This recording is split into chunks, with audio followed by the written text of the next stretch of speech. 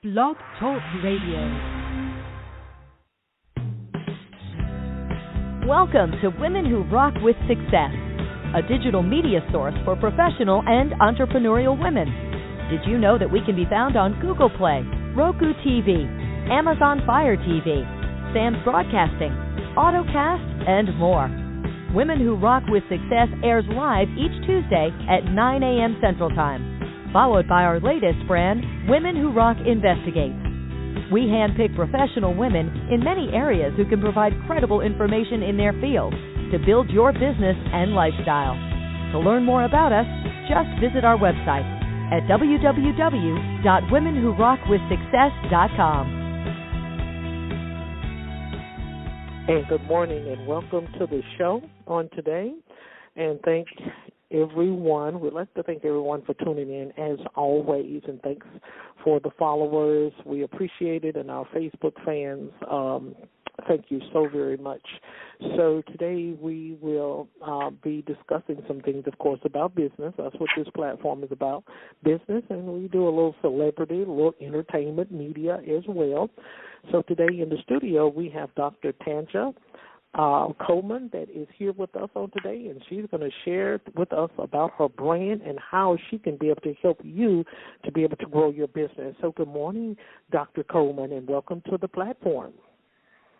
Good morning. It's great to be here, and thanks for inviting me. Okay, great. So we're going to get started about telling us a little bit about you and what motivated you. And, of course, we want to talk about you being one of the Fortune 100 in the top 100 for Fortune 500. So we want to be able to allow the audience to be able to get a feel of you and of what you do. And so you have the floor at this time. Good morning, everyone. So I will not bore you with all the details of my life and career history, but at a high level, I've worked for some of the major organizations, including Starbucks, Microsoft, Chicago Tribune Company, as well as KinderCare and Motorola, other organizations as well. And throughout my career, I've always sort of had this blend of entrepreneurship and working in a corporate environment. And so I do think for me personally, both have served me well, particularly in my new venture at ReImagine OD, Inc., because it really has helped me understand a lot of what is necessary to manage and run a business as an entrepreneur, being able to take some of those lessons and apply them. But also I think now with the surge of social media, a lot of things that used to be out of reach for individuals in terms of exposure, marketing, and really being able to vibrantly tell your story is now much more in our hands and in our possession than it used to be. We used to always have to bring on PR and marketing and all these folks to really tell your story and get it out there amongst media. But now we really have a lot of that in our own hands, at our own fingertips to do. And that's one of the areas I will talk about a little bit later, is how do we really make sure our story is out there and our story is getting told. Absolutely, absolutely. I think the traditional way of marketing and networking, sometimes individuals have had to, and some individuals continue to join, memberships and what have you. And I think that is important as well, too, if you're trying to get an audience on a local base type of exposure. But I think social media branding is also leading the way as to how individuals are marketing their brand. So great response, real good. So what was your passion that drove you to this? Everybody has a different passion as to why they decided to launch into this new adventure and what caused them to be able to pursue it. Absolutely. I think, just my upbringing as a child and hearing the stories from my mom around social justice. She was very much part of the civil rights movement. She became a teacher and then social worker. So I always had that foundation of helping others, but also knowing that there were disparities. Not everyone had equal opportunity based on whatever circumstances their family life gave to them, or their life when they were at school, where did they have disparities that were educational disparities that would later cause them to have issues as they try to go to college and try to do other things in their life. So that was really the foundation. But then as I entered into corporate America, I really saw a lot of those distinctions. You saw a lot of inequity. You saw a lot of what I would call corporate environmental injustices. And witnessing that, and particularly being on the HR side, my role was to help mitigate some of that. And I was very successful in doing that. However, the problem is that I had to do that. And it took me away from other work that I could have been doing to move the organization forward, right? And so really my passion was to bring more awareness around those inequities.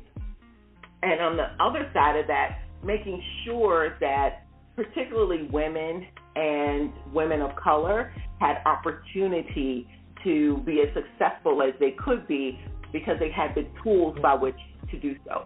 And a lot of cases, those tools, the same tools aren't provided. And so you're really trying to figure things out where other people already have an outline and template, books, and PowerPoints to really tell them what to do, and you're over here really trying to figure it all out on your own, and it really puts you from a career perspective at a disadvantage. And how can we sort of close that gap so that women and women of color can start to really realize what their true potential is? And in particular, there's a lot of celebration. We just rolled off Black History Month. We are in Women's History Month now. Next month is Diversity Month. And everyone's kind of taking in and putting on their party hats because we have one African-American woman CEO effective this month, which is Rosalind Brewer at Walgreens. And there's a lot of celebration, and it should be. But the point is there's so much celebration because she's the only one that's really, shattered that ceiling and is in that role. And so how did she get there? And then how can we have others in position and ready to take over the helm at the same level? And that's what I want to do. I want to put more people in play. I think in the African American community, there's truly probably 10 folks that everyone goes to. There are multiple boards. They're always moving up in their career. But we need that broadened. We need to have more individuals viewed in the same way and give them the same opportunity so that they can continue to move forward, and we can continue to have better representation, not only within organizations, but the representation needs to reflect their customer base and our population as a whole, right? And I talk about, we can talk about a little bit later also what that might mean for us as consumers. Absolutely. When it comes to women of color, we can, be able to hit that a little bit. When it comes to women of color, I think that some of our downfalls may be procrastination. We may feel that we may not have enough to be able to be who we desire to be. So which leads me to the next question. What would you tell to a woman that is starting a brand new business? This is something that she is starting up. She's already enough, but she may not know that she's enough. Okay, because we as African-American women, we have to come out strong even the more. There are a lot of successful African-American women that are in position. They are in a lot of areas. I think FedEx just announced I'm not for sure if she's the president or the vice president of the FedEx division. And so women have to work.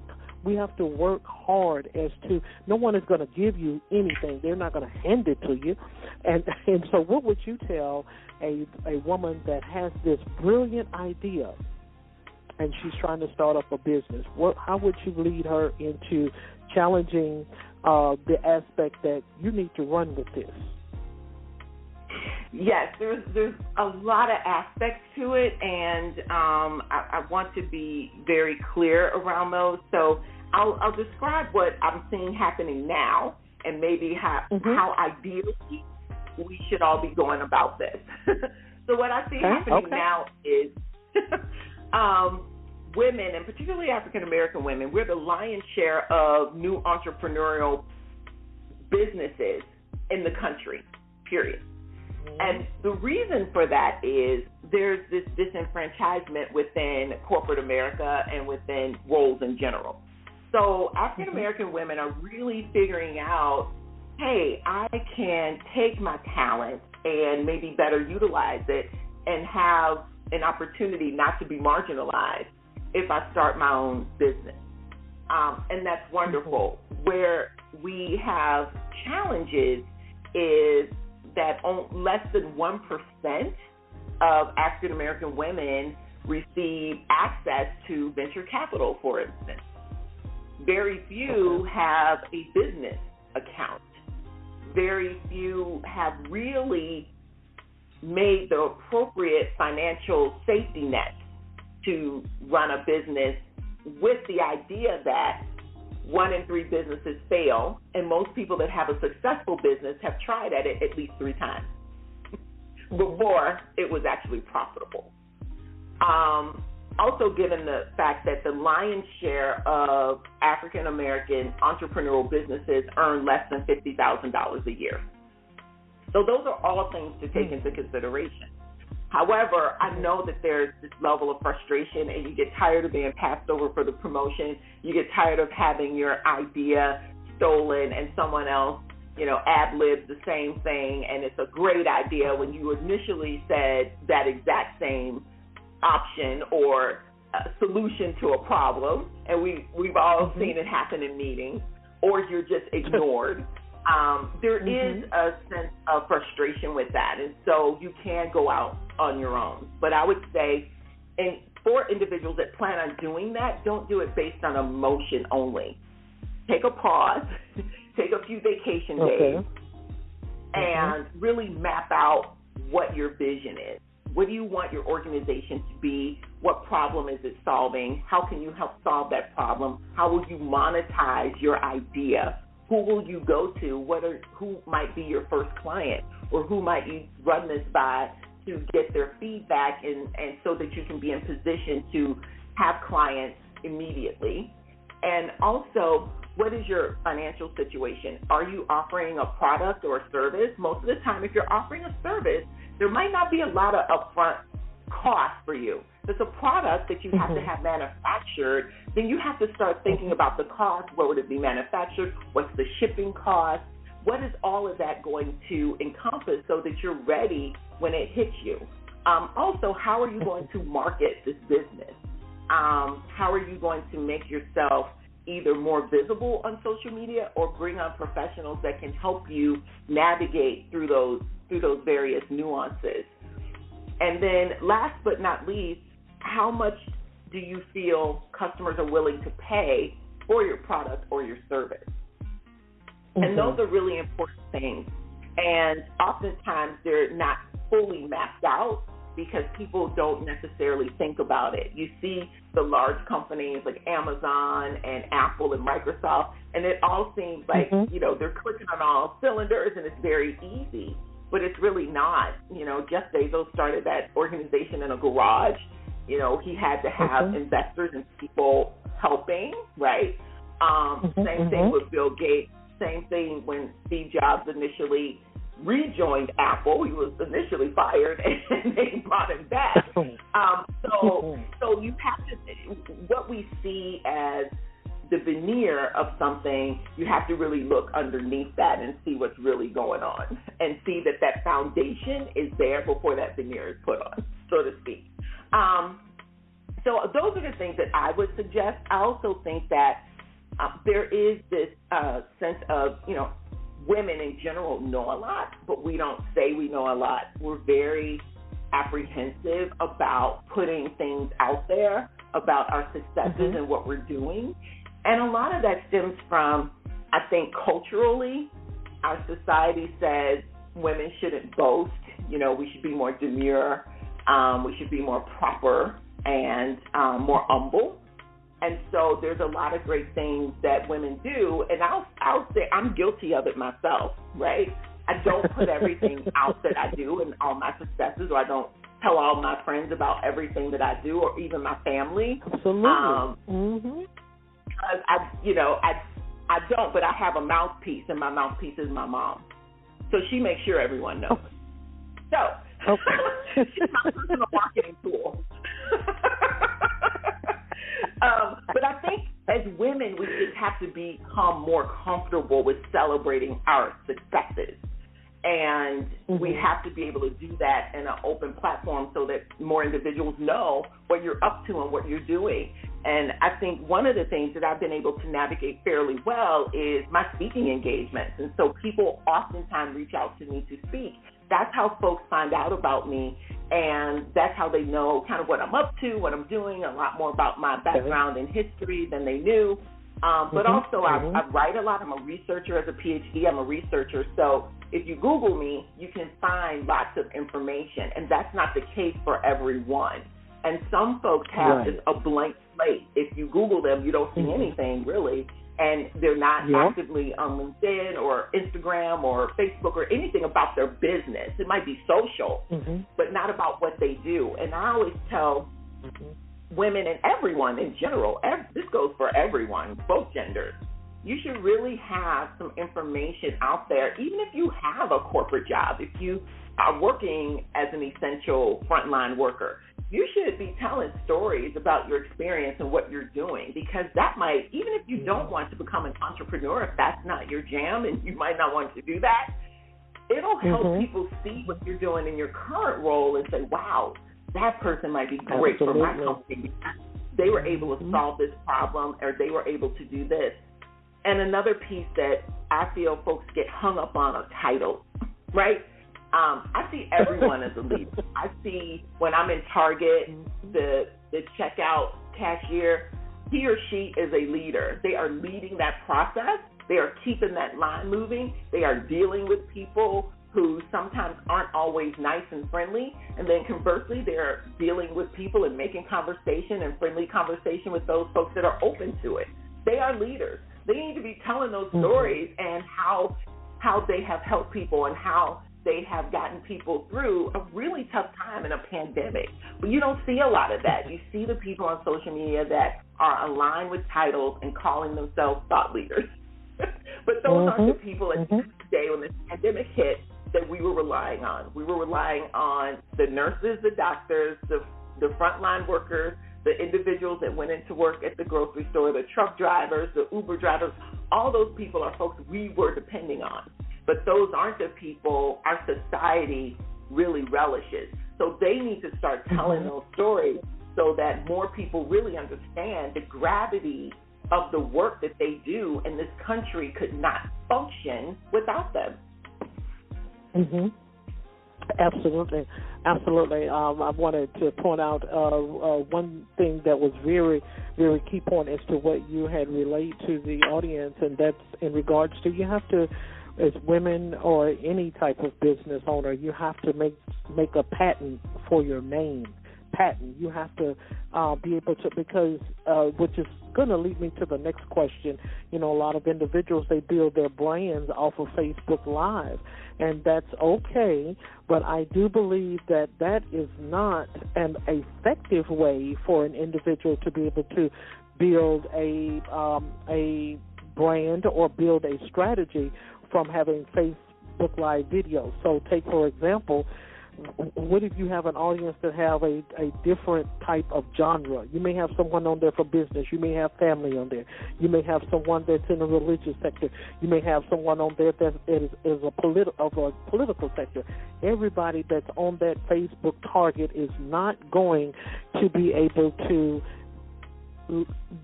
it's not going to be able to meet what it is that they are trying to convey over to an audience. So we want to talk about that, about social media marketing and how important it is, more in depth as to, where we need to start versus where everyone else is going. I don't build a platform because everyone else is doing Facebook Live. What works for them may not work for me. And so that is something that sometimes women need to be taught when they're starting out as a business, or even if I would think that a corporate America professional would know better, but sometimes those that have a brilliant idea may not. Right, and if really your area is not marketing, it can be very foreign. And I will say that even about myself, when I went into my entrepreneurial business. This is my third run of it. I had my first business in my early 20s and was very successful at it, but quickly realized that I needed to go back in house and learn and learn and have access to more tools and more information to build an even better organization. And so I went back in house at a large corporate organization, and was able to have several promotions within that organization that helped move my career, continue moving my career. And then I decided I would go back for my master's degree, and then eventually went back for my PhD before setting out on my own again. And the marketing piece was one that I was a little foreign to myself in terms of individual marketing.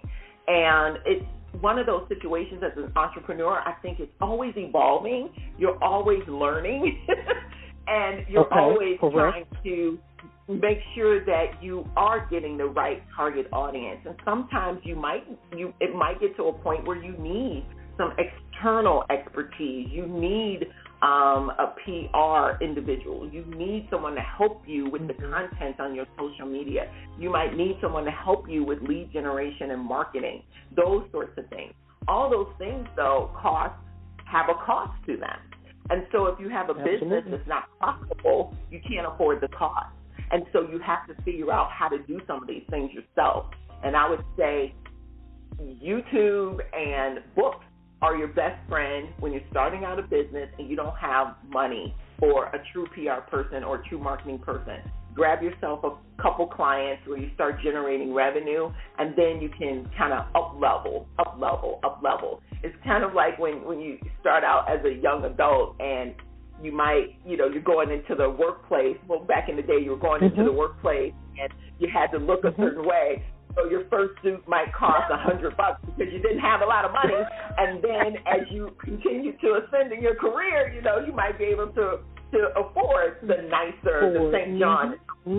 But, it's an evolution, and it steps and levels to everything. And you're not just going to, most people don't come out of the gate just knocking everything down. It really takes word of mouth. It takes building your reputation, building your presence. As far as social media, though, I think that you have to try everything out and see what works for you and see what's comfortable for you. Because there's nothing worse than seeing someone on social media, whether it's written or video, and it's painful for them. They're not comfortable. You can sense it, and it really knocks with their confidence, and it really kicks out their message that they're trying to convey, because no one's buying it, because you visibly look uncomfortable, or your written word is such that it appears that you're not as confident in what you're saying and what you're trying to sell someone else. So I would say for individuals, just try out multiple platforms and make sure that you're trying to be present on at least more than one. So a lot of entrepreneurs also, and I'll say I'm guilty of this myself, become very reliant on one platform, and that's not good. You really need to be on multiple platforms, because there are certain rules and mistakes that happen where they have erased people's accounts or they kick you out for any reason, and you are lost. If your business is built around one platform and you no longer have access to that platform or the people that were following you or connected to you, you're in real trouble. You have to rebuild that someplace else. And I've seen it happen to people on LinkedIn and Instagram and other platforms where they may say something that they didn't view as controversial, or they're being their whole authentic self and just think they can say whatever, or you cannot. And they will suspend your account. And you have to be aware of that. And when they do, you lose all your connections, all your followers. I haven't researched it enough to know if you can ever go back and rebuild again. From what I've seen of those people that have been removed, I have not seen them come back on that particular platform. One thing to remember, you know, and I know a lot of particularly LinkedIn, there's a lot of people in the business world talking different things around politics, and that's fine, but you have to make sure it doesn't cross the line. And there have been a few people that really crossed racial lines, saying things that were maligning and disrespectful, and with accordingly and rightfully. And so you do have to. For me, those platforms are mainly for business. You know, I keep my message around what I'm doing, what I'm up to, what the world is at large. Of course, there's political things that you do want to comment on, because it's not offensive. It shouldn't be offensive to anyone, right? The murder of George Floyd, Breonna Taylor, those sorts of things, right? Those are realities that happen. Absolutely fine. Right. But then some folks really start saying, you can post something like that, and other people reply very racist comments and things, and they will get suspended. So, that's one thing you have to think about, too, is trying to, it's no different than when you look at your investment portfolio, right? You don't put all your stock in one company. Well, you shouldn't. So you divest. Right. It's the same thing with social media. You divest, and you have to have different platforms that you're expressing yourself on, that you have presence on. And then we also witness platforms completely going out, right? Like MySpace and things like that. They don't even exist anymore. A lot of the platforms that kind of kick-started this whole thing, they don't exist anymore. And so you also have to think of the livelihood of a platform, like what's the life cycle of a social media platform before something else comes up, kind of knocks it down, and it's no longer as relevant, and you have to start someplace else. I would say TikTok is one of those, and I feel like it's taken a little bit of market share from Instagram. Instagram had the Reels and the Live, and now a lot of folks go to TikTok, right? So we always have to be thinking of those things as well. And it's tough thinking of all of that while you're building a business, engaging clients. When you have clients, following through on their needs and deliverables and what they need, continuing with your own presence so that you can continue to build more clients as those roll off, to keep finances rolling through. And then you'll get to the point where you realize that you need other help administratively. And so how do you do that? Do you use a virtual assistant? Do you kind of use someone that you know to help you out? What does that look like? And then do you have the finances to bring on someone to your team to be able to assist you? Or you find someone that believes in your dream and is willing to maybe work part-time or hourly to help you support your dream, and not looking for a whole full-time salary. So those are things that you have to think about that most people don't until they're in the throes of it, and then you're trying to figure it out while you're still trying to make money to support your lifestyle, right, and support yourself and your children. So it is oftentimes I find that people are in these conundrums, and they typically reach out to me on LinkedIn when they are, and they haven't thought about them ahead of time. So one of the things that I really prepare women for, and really anyone that asks, is what does that look like? And it's hard for someone to tell you that when they haven't been through it themselves. So no one can tell you what it's like being an entrepreneur if they've never been one. Right? It's just impossible. Absolutely.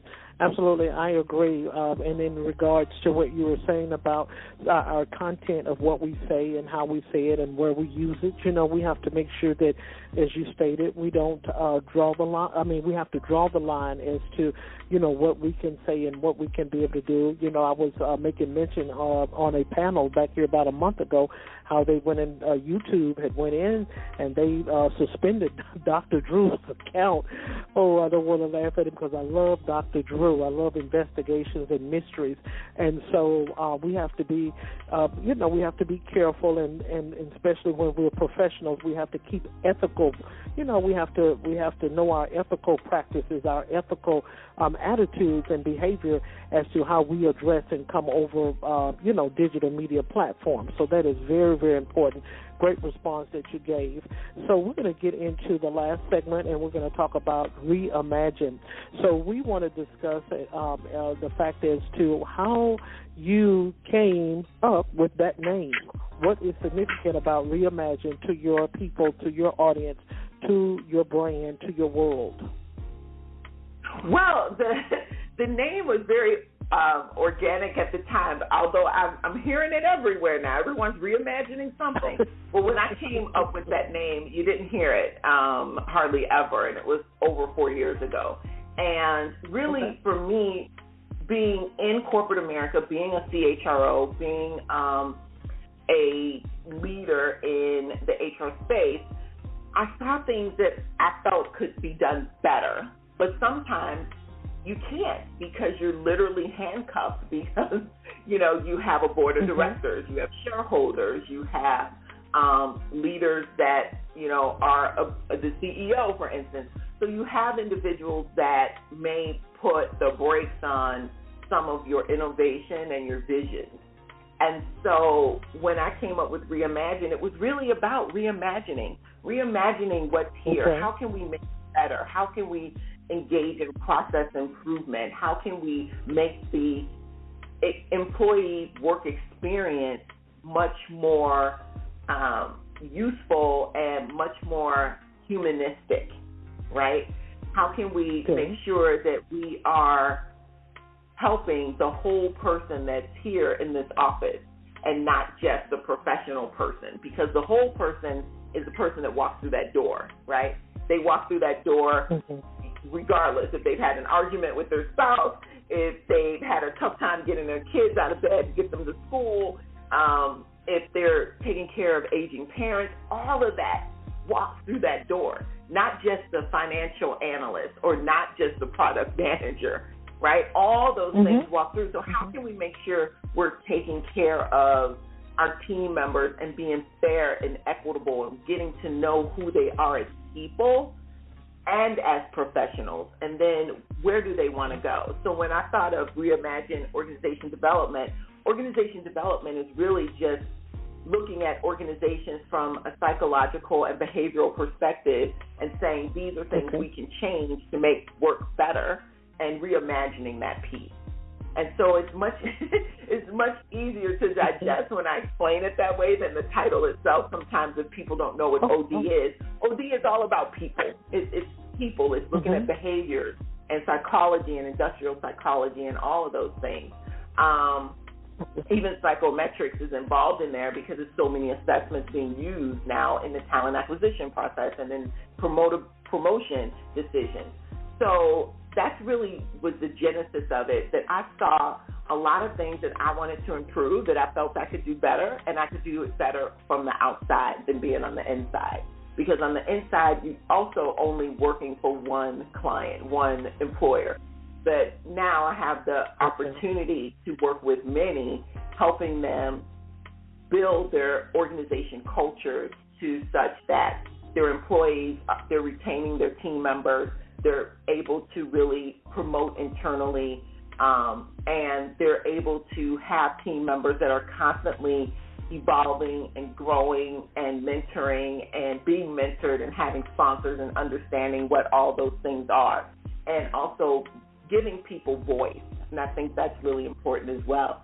So that was really the idea behind me stepping out and building my business, and also the impact that I'm looking at having in terms of working with clients who've never celebrated Black History Month. What does that mean? And giving them access and information around Black history and our brilliant innovators, whether it was in medicine or astrology or, even culinary, right? How do we get information to folks to start changing their perspective? And that perspective then helps them in decision-making in that organization. Okay, great. So we've got a couple more questions, and so the next question is in regards to the importance of an individual having a brand strategist, having a leadership strategist, having a coach strategist. A lot of times women entrepreneurs, they attempt to be able to do it all by themselves. Sometimes when individuals start out with an idea and what have you, they looked in the wrong sources. And, of course, as you stated, if you don't have the money, of course, you're looking for platforms that are going to be able to help you to be able to do it for free. But when you begin to grow and mature in your stage growth in business, you're going to have to eventually reach out to someone that is going to have to hold your hand while the business is trying to take a different leap, for success. So share with us the importance of an individual hiring a leadership strategist, a brand strategist, a coach strategist to be able to help to guide them in the right direction for success. Well, one of the things that I tell budding entrepreneurs while they're employed is to start doing some of this while they have sort of that consistent compensation coming in the door. So if you can carve out funds for a external leadership development program or an executive coach, that start doing those sorts of things, building the foundation while you have that consistent compensation coming in. And then when you go out on your own, you have a better sense of what you might do and how you might do it. Because once you get out there and you don't really have a great client portfolio, it's going to be a struggle. And there's a lot you can Google. There's a lot of books out there, but it still can be difficult and it takes time. And sometimes what professionals give you that you don't necessarily have yourself is access to. Sometimes it's really about access. How do you get access to promote your message to the right people that will put you in the right places so that you can start building your business? So sometimes you just don't have the access to those sorts of folks, getting in front of certain individuals that can really help you grow your business. And so those are the things I try to tell budding entrepreneurs is to start chipping away at some of those things before you go completely out on your own. Know at what stage in your business that you might need to bring on public relations professional to really help you craft and build your message in a more succinct and consistent way. When do you need to start thinking about lead generation or something like Constant Contact or Salesforce? And can you afford those entities? So those are the sorts of things you have to start thinking about before you start your business. But I know a lot of people start the business and think about it afterwards. And that's okay, too, to, really focus on, getting a couple clients in so you have some revenue and you can start to do some of these things. And most entrepreneurs, too, find that when they complete their taxes, for instance, they don't realize how much they have actually spent in expenses, right? Whether it's a coach or your photography, because now on social media, a lot of it is about, identifying your brand with who you are as a person. People have to trust you, and that includes pictures and things of that nature. And so you just can't take your standard typical selfies anymore. You really need to have professional pictures, a professional picture on LinkedIn, one that's clear. Also, when you're doing projects, even like the two of us talking right now, right? The thought was, okay, do you have a high-resolution picture that I can use to promote this particular discussion? These are things people will ask you for, even if you're doing podcasts, if you're doing talks. You need that, so you can't just use your fuzzy, selfie. You have to invest in these things that really make your brand seem professional and make your brand one that people want to be aligned with. Mm-hmm. Absolutely, I agree. A lot of times we have had a lot of individuals, over probably 300 guests that have been on the show, a little bit more than that. But when someone sends me a picture and the picture is kind of outdated, I will have to go back to the PR in order to get a better, and sometimes it may be to the fact that people are just busy. I'm not for sure what it is, but a crisp picture will tell a lot about the individual to their own audience. So, I agree absolutely with that. So with the last question, let the listeners know how they can be able to find you. You can also be able to share any upcoming features that you may have to your brand, and you can also share your website and any other books that you may have published or you're going to be publishing in the future, as well as any classes that you are sponsoring that are upcoming for ReImagine.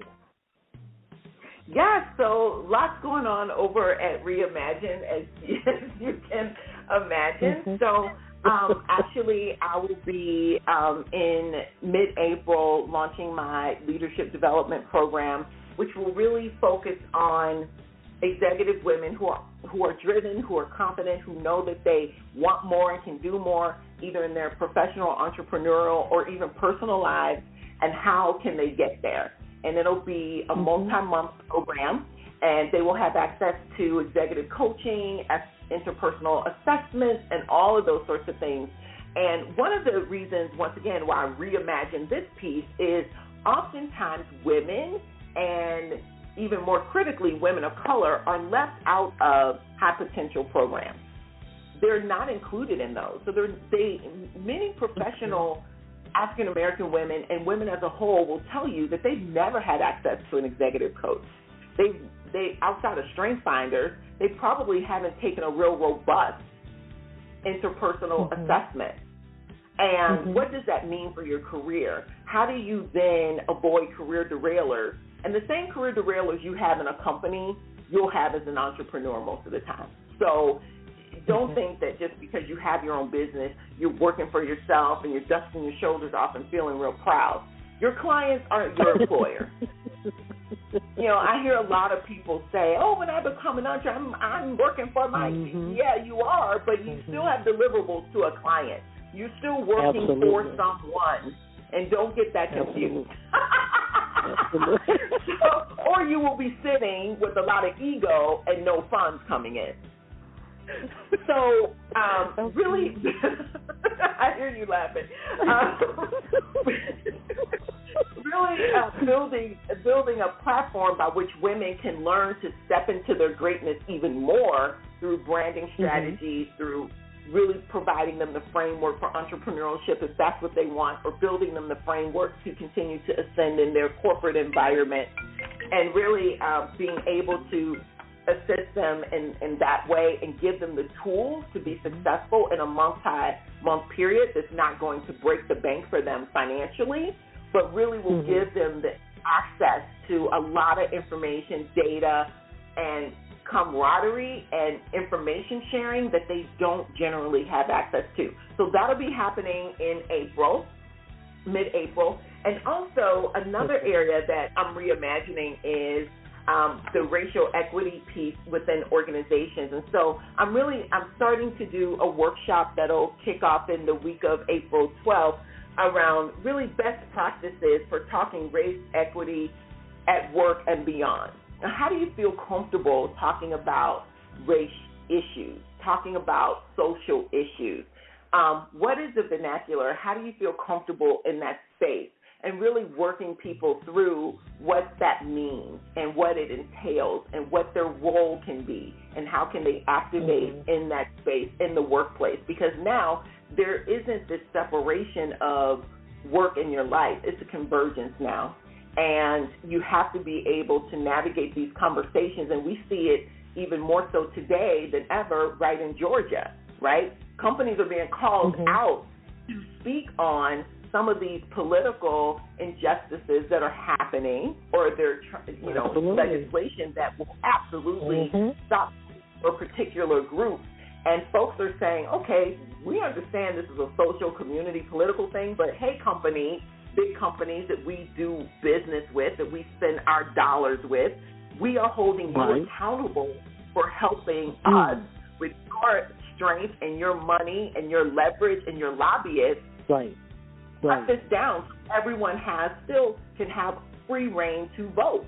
So now companies are being called out. They have to begin, and the leaders have to begin to feel comfortable in these different social spaces and political spaces and community-related spaces, because eventually, and what should be happening, and I think there will be a bullhorn that's going off really soon around organizations that are deaf to what's happening in the communities that they do business with. And so I'm like, okay, how can I reimagine this? Because when the incident with George Floyd happened, I felt it really, the same message we've been saying the same message for years, right? But it seemed like with the George Floyd incident, it was a convergence of a lot of things at one time. People were at home. They could see this multiple times from different angles. They couldn't understand why. And they heard all the stories around it and how those stories were conflicting, too. So it gave an opportunity for people to start scratching their heads and going, my gosh, this is really bad. Is this what's been happening that everyone's been talking about? How can I help? And so you saw companies coming out with these statements and money and all these things, but they still have this discomfort in having the real conversations with their team members, or other leaders within the organization having those conversations. So this is what that's about, and it's a workshop. With this type of work for me personally, I like to do workshops. I think training is great, but you don't get the same level of interactivity and discussion in a true training that I want to pull out in this workshop. And I've done it a few times, and people loved it, and so I thought I would take it and make it more open to any individual that wants to know about this, and maybe their employer is not willing to pay for 15 people to go through this, but they're willing to pay for one person to go through and have a better understanding that truly has an interest in it. And so that'll be rolling out the week of April 12th. Okay, great. We have really enjoyed you, Dr. Coleman, on today, giving us these tools and resources that entrepreneurs, corporate America women, and also some actors can be able to take hold of this information that you have shared on our platform on today. So we thank you again for being our guest and in the studio on today. So audience, for all upcoming events, of course, you can go to our website. It's womenwhorockwithsuccess.com. So once again, thank you, Dr. Coleman, and have a great day. Thank you. You too. Bye-bye. Bye-bye.